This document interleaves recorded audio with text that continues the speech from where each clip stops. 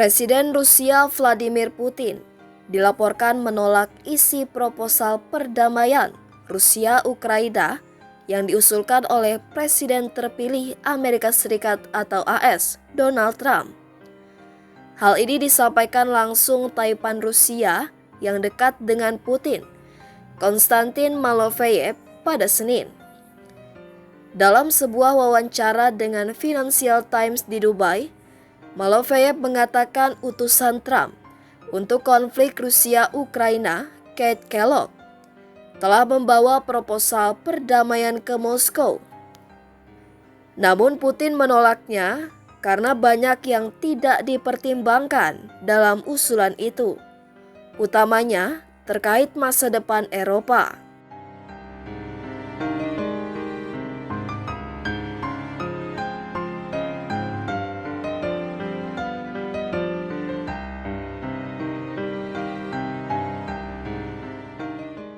Malofeyev kemudian melanjutkan bahwa Trump hanya bisa mengakhiri konflik jika ia membatalkan keputusan Washington tentang penggunaan senjata jarak jauh AS di Ukraina dan menyingkirkan Presiden Volodymyr Zelensky dari jabatannya.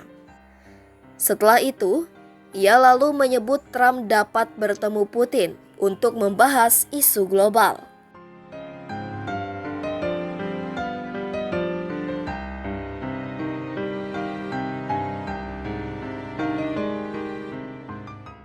Lalu, Malofeyev kembali menambahkan bahwa jika AS tidak setuju untuk mencabut dukungannya terhadap Ukraina, Rusia dapat menembakkan senjata nuklir taktis. Ia menyatakan bila hal itu terjadi, kehancuran dunia telah dimulai.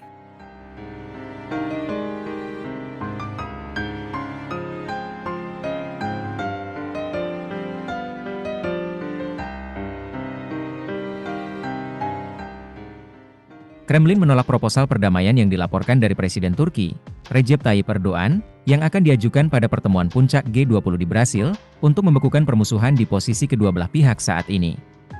Rencana Erdogan dilaporkan terdiri dari membekukan garis depan sebagaimana adanya, Ukraina setuju untuk tidak bergabung dengan NATO setidaknya selama 10 tahun, memasok Ukraina dengan senjata untuk menyediakan pertahanannya dan menempatkan pasukan penjaga perdamaian internasional di zona penyangga demilitarisasi di Donbas.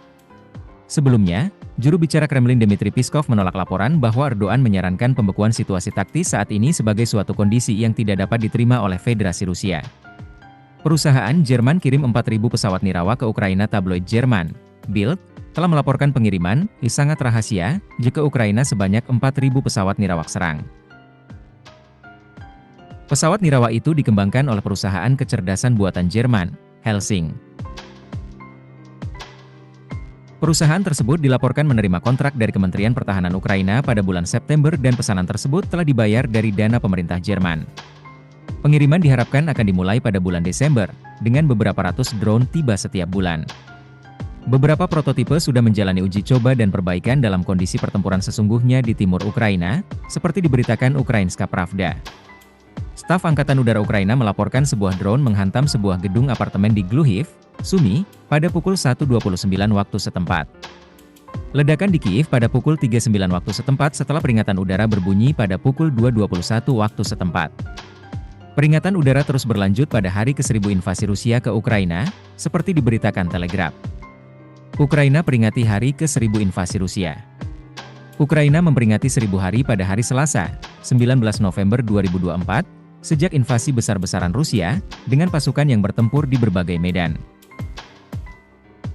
Ribuan warga Ukraina telah tewas, lebih dari 6 juta orang hidup sebagai pengungsi di luar negeri dan populasi telah turun seperempat. Serangan rudal Rusia tewaskan 10 orang. Serangan rudal Rusia menewaskan 10 orang dan melukai 44 orang di Pelabuhan Laut Hitam Ukraina, Odessa, pada hari Senin, 18 November 2024, kemarin, menurut keterangan gubernur setempat oleh kiper dan polisi nasional Ukraina. 4 anak termasuk di antara yang terluka sementara 3 orang dalam kondisi serius. Polisi nasional mengatakan 7 petugas, seorang petugas medis dan 2 penduduk tewas, dan 14 petugas polisi termasuk di antara yang terluka. Prancis puji keputusan AS izinkan Ukraina pakai senjata jarak jauh ke Rusia. Presiden Prancis, Emmanuel Macron, memuji keputusan AS yang sangat bagus terkait pencabutan larangan penggunaan rudal jarak jauh ATAMS untuk menargetkan wilayah Rusia.